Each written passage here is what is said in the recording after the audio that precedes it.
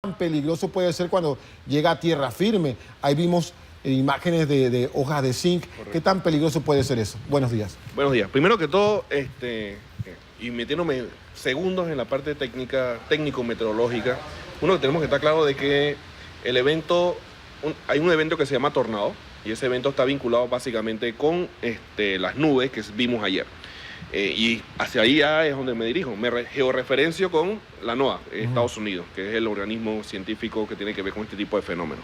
Asimismo, uno es que no debemos estar cerca de lo que son este tipo de fenómenos.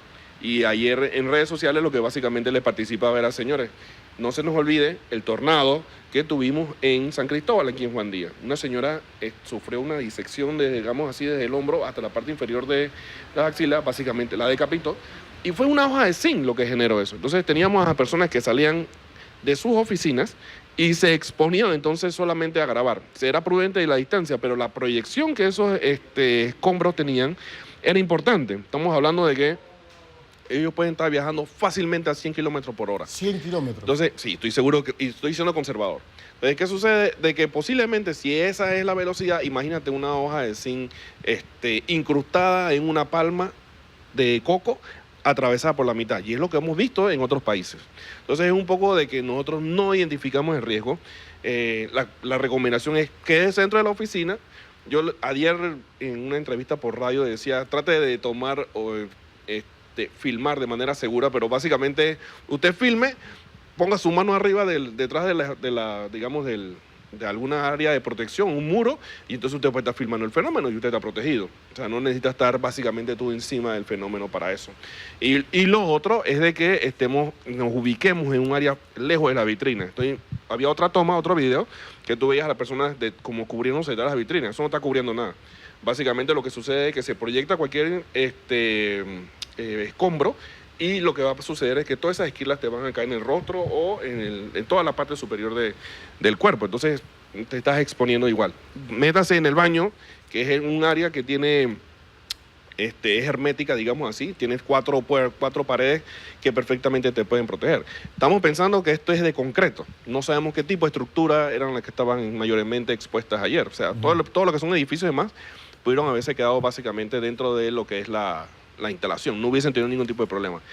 Caminar, salir durante estos eventos es aumentar el riesgo al cual te expones. O sea que lo más importante es mantenerse en un lugar que sea seguro para eso. Es correcto. Lo importante es mantenerse en un lugar que sea, entre comillas, hermético. Y hermético hago el baño, pero el baño no es hermético. Pero sí es una de las áreas dentro de la estructura que siempre son las mayormente resguardadas porque están en el medio de ella.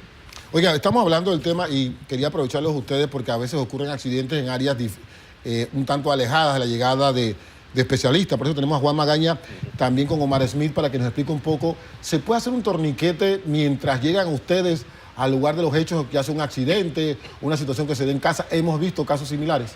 Sí, ahí debo comentarte un poco del contexto. Es muy importante conocer que una de las principales, si no es la principal causa de muerte por trauma, es originada por el sangrado, por las hemorragias no contenidas a tiempo. Tenemos aproximadamente menos de 5 minutos para poder tomar acciones rápidas y evitar que una persona muera desangrada. Por tal motivo, los actores principales de este escenario son la comunidad y los primeros respondientes. Entonces, de ahí radica la importancia de programas como Stop the Bleed o Control de Hemorragias, que actualmente se está implementando en muchos países de Latinoamérica, en donde se le enseña a la comunidad técnicas y procedimientos sencillos, entre ellos el torniquete, para aplicar en el momento en que son testigos o arriban inicialmente a una situación de emergencia. ¿Cuánto dura, por ejemplo, una enseñanza básica para hacer un torniquete de estos que usted menciona? Dependiendo la profundidad del tema o lo especializado del tema, puede durar entre 2 a 4 horas, más o menos. 2 a 4 horas, mire. 2 a 4 horas, es bastante accesible. ¿La diferencia entre la vida y la muerte? Es correcto, es correcto. ¿Me puede poner un ejemplo de cómo hacer un torniquete para tener una idea o cómo tener algo así? Bien, aquí te debo de mencionar, permítame, Omar, aquí te debo de mencionar que se pueden adquirir torniquetes prefabricados, torniquetes de fábrica, o se pueden improvisar. En el caso de los torniquetes improvisados no se recomiendan del todo porque no tienen una utilidad o una efectividad en alto porcentaje. En cambio, los que ya son fabricados tienen efectividad de hasta el 95%. Estamos hablando de casos, reitero, que pueden ocurrir en su casa o en algún punto donde está con algunos familiares y en ese momento de desesperación que usted llama al 911 o al personal adecuado, esos minutos que mencionaba el señor Magaña puede hacer la diferencia. Es correcto, de hecho están desarrollados para poder ser aplicados por uno mismo en caso necesario. No tienen mayor complicación, más que son una especie como de correa, las cuales uno se puede colocar en la extremidad que esté comprometida, que tenga una herida demasiado profusa, un sangrado demasiado fuerte. Correcto. Tiene una manivela, un molinete, el cual se debe de girar hasta que la hemorragia pare. Una vez que la hemorragia paró, se fija y tiene aquí un sujetador que no solamente sirve para evitar que el molinete se mueva de su lugar, sino que también sirve para anotar la hora en la que fue colocado el torniquete. Esto es muy importante para el servicio médico. Sáqueme de una duda, ¿la herida dónde estaría en este caso? Vamos a suponer que la herida la tengo en la región del codo, un poquito más alejada. La sangre, una amputación, que es muy frecuente en trauma. Es una hemorragia que no puede ser parada de otra manera más que con la aplicación de un torniquete. Entonces, se aplica el torniquete, se aprieta, el torniquete va a doler. Una de las reglas de la aplicación del torniquete es que siempre va a doler. Eso no tiene que limitarnos en la aplicación. Lo importante es que la víctima deje de sangrar. Correcto. Se gira hasta que deja de sangrar, se fija y se anota la hora que fue colocada para que el servicio médico esté consciente del momento en que fue aplicada y se tomen las medidas correctivas en el hospital. Si un torniquete por sí solo no detiene el sangrado, hay la posibilidad de colocar otro por encima de él, hasta que el sangrado deje de existir, y esto nos permita llegar al hospital con la persona con vida. Señor Magaña, amigo Smith, vamos a hacer una pausa y aprovechando que están ustedes aquí porque ocurrió un accidente en el día de ayer de un tren con un articulado. Por suerte no hubo heridos. Yo voy a aprovechar que está Omar Smith aquí para que hablemos un tanto del tema, pero primero vamos con Romilo Vargas, que se encuentra en un punto hablando con un especialista o una autoridad de la policía que nos conversa más sobre el tema. Te escuchamos, Romero, adelante.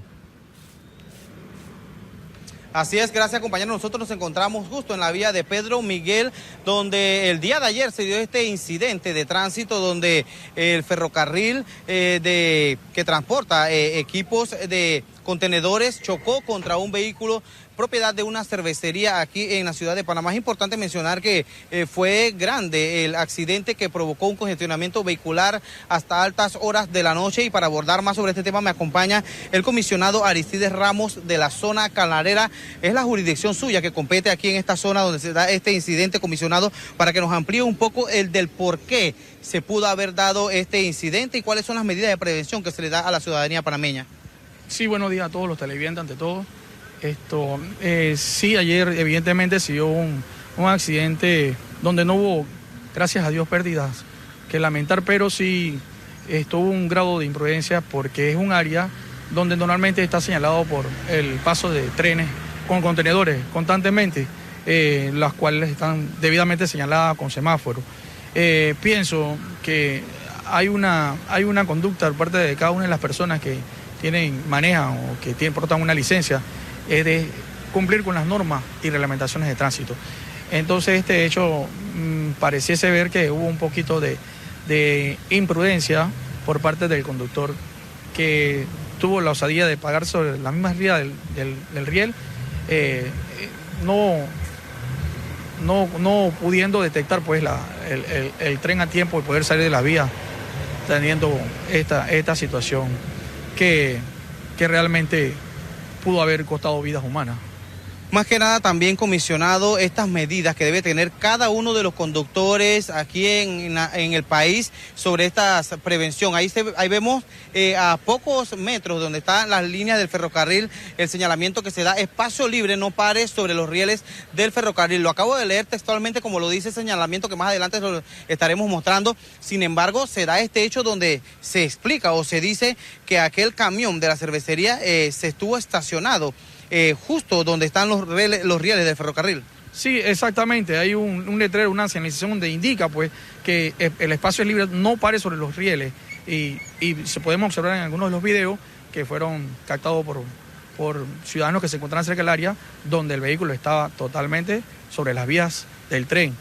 Y gracias a Dios, nuevamente, no hubo pérdidas humanas, pero sí hubieron pérdidas materiales. Lo único que le hago es una exhortación a cada una de las personas que conducen, recordándole que nosotros somos los que podemos poner en peligro la vida de otras personas si no tomamos las medidas y no cumplimos con las normas de reglamentaciones. Muy bien, gracias a Dios lo que usted acaba de mencionar, comisionado, sobre que no hubo pérdidas humanas, pero sí hubo pérdida de tiempo, comisionado, sobre el congestionamiento vehicular que se registró hasta altas horas de la noche aquí en esta avenida. Muchas personas, se sabe que se hace esa inversión de carriles en el Puente de las Américas, solamente se habilita una vía acá en el Centenario, para que usted explique también, sobre todo, esa medida de prevención paulatinamente que debe seguir la población panameña. Ese último mensaje. El último mensaje que digo, claro, definitivamente hubo una alteración del normal desenvolvimiento del tránsito, precisamente porque tuvimos que evacuar todos los desperdicios que quedaron para evitar cualquier otra situación más adelante. Y por ende muchas de las personas que toman habitualmente esta ruta tuvieron que ser desviadas para que tomaran otras rutas alternas. Solamente le hago recordar y que nuestras acciones están dirigidas, abocadas a la prevención, más que todo de situaciones de delito, prevenciones para que los conductores también tomen conciencia, pues que nosotros estamos para proteger y servir, y esa es una de las misiones que tenemos en mente siempre todo Policía Nacional. Así es, amables televidentes, declaraciones del comisionado Aristides Ramos de la zona calanera de la Policía Nacional sobre este hecho que se suscitó en horas de la tarde de ayer, donde se hubo esta colisión con este ferrocarril y este camión articulado que transportaba artículos de una empresa cervecera. Así que cabe resaltar que se dan estas medidas de prevención a la ciudadanía panameña en torno a estas situaciones para evitar casos similares. Es la información que tengo, retorno a los estudios. Gracias, Romelio Vargas, aprovechando que tenemos a Omar Smith, que sabe de estos temas, que creo que cuando estabas tú también dentro del engranaje de SINAPROC pudiste captar esta, digo yo, en este caso, ojalá no sea así la irresponsabilidad. La gente no sabe que un tren no va a hacer un alto total en unos pocos metros. La gente desconoce eso. Yo siento que, perdón, la palabra ahí es, uno es imprudencia, ¿no? Ya la mencionó acá el comisionado. Hay una consigna básica. Entendiendo de que tienes señalización, entendiendo que tienes una barra, que es lo que existe en ese cruce, tienes que estar claro de que desde que tú ves un riel, no tienes nada que hacer ahí. O sea, ni estacionarte, ni cruzar. Es más, no estamos hablando de cualquier vehículo, estamos hablando de un profesional que conduce, que tiene una licencia para ese tipo de vehículos. Él debe ir más allá de un conductor cualquiera, un conductor regular, digamos, una licencia tipo D. Él tiene una licencia de tipo H, seguro. Entonces, ¿a qué voy con ese tema de la licencia? Mientras más profesional eres, se supone que mejor debes estar orientado en cuanto a las medidas de prevención. ¿Tienes rieles? No tienes nada que hacer encima de los rieles. Si nos vamos a la consecuencia, entre comillas, nos salió barato. Barato en términos de que no perdimos a nadie, pero supongamos de que la persona queda atrapada dentro del vehículo. Estamos hablando de dos grandes máquinas. O sea, iba a costar bastante sacar a esa persona de ese lugar. Y me impresionó mucho ver un vehículo normal detrás, o sea, está viendo todo el escenario y echa reversa cuando siente el impacto, ¿no? O sea, hay algo de no visibilizar. Yo siento también de que no es la primera vez que pasa en ese cruce y las personas están corriéndose a robo de que no va a pasar nada o que el tren se va a detener, que ya también lo hemos visto antes. El tren no se tiene por qué detener. Esa es una ruta expedita y por eso es un ferrocarril para el tren. El tren se detiene porque él quiere evitar también una novedad. En este caso no fue así. Entonces debemos presumir el peor escenario. Yo no debo por qué estar involucrado, no tengo por qué estar exponiéndome a ese tipo de situación. Evite el cruce del bendito ferrocarril al momento de cualquier momento. Volvemos con el señor Magaña sobre el tema del torniquete. ¿Yo puedo explicarle a mi hija de 15 años cómo hacer un torniquete? ¿Es algo que hay que darle? Sí. De hecho, hay programas que impulsan el uso o el aprendizaje del uso del torniquete a los menores de edad. Es de aplicación sencilla, no implica ningún riesgo hacia ellos y de hecho lo que se busca es que estén capacitados para hacerlo en el menor tiempo posible y poder responder a un control de hemorragia. Mitos, por ejemplo. Yo escuchaba, no, porque lo veíamos en las películas de vaqueros. Que te mordió una serpiente a chupar la herida.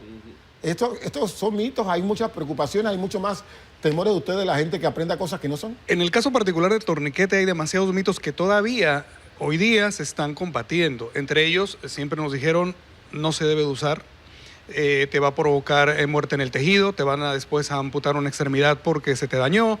Debe ser el último recurso. Sin embargo, todo este tipo de técnicas y la medicina en general evoluciona constantemente. Entonces, se han realizado estudios científicos, en este caso muy particular del control de sangrados del Colegio Americano de Cirujanos en su comité de trauma, en el cual se comprobó de que efectivamente a corto plazo no hay un daño en el tejido. Al contrario, evita que la pérdida de sangre a corto plazo, menos de 5 minutos, provoque la muerte de la persona. Entonces, el torniquete definitivamente ya está fuera de toda ese tabú que existía antes, porque ya se convirtió en una primera alternativa para salvar vidas. Omar Smith, tú que has estado pendiente del tema ya a nivel de prevención, ¿consideras que temas como este deberían tocarse no solamente en las universidades, sino en las escuelas? Este tema debería tocarse tan igual como primeros auxilios. Además, una cosa que hablábamos con Juan era de que al momento de hablar con X o terceros, siempre se incluye, y además es ley ya, está incluido dentro de la ley 57 y el decreto 346 de Buen Samaritano, básicamente el uso de estos equipos. Entonces sí, deben estar presentes en todos esos lugares. Ahora, uno es tener el equipo per se, y la otra cosa, como ya lo expresó Juan, es la improvisación. Improvisar el torniquete significa 35% de menos eficiencia, eso es sangre perdida. Entonces tenemos que ir pensando de que ya estos equipos deben ser parte normal de nosotros. Como el extintor. Igual que el extintor, igual que un botiquín, igual en términos de conocimiento deben estar incluidos. Entonces sí, no solamente escuelas, estamos hablando de centros educativos, por encima de todo eso, centros laborales. Muchas gracias. Gracias a Juan Magaña y a Omar Smith por estar con nosotros en nuestras sinergias importantísimas que todos los panameños y panameñas y extranjeros que viven en Panamá deben adquirir. Esperemos que sea así y que las autoridades en el futuro también traten de visibilizar ese tema como algo que debe ser parte de nuestra rutina de vida. Hacemos una pausa aquí.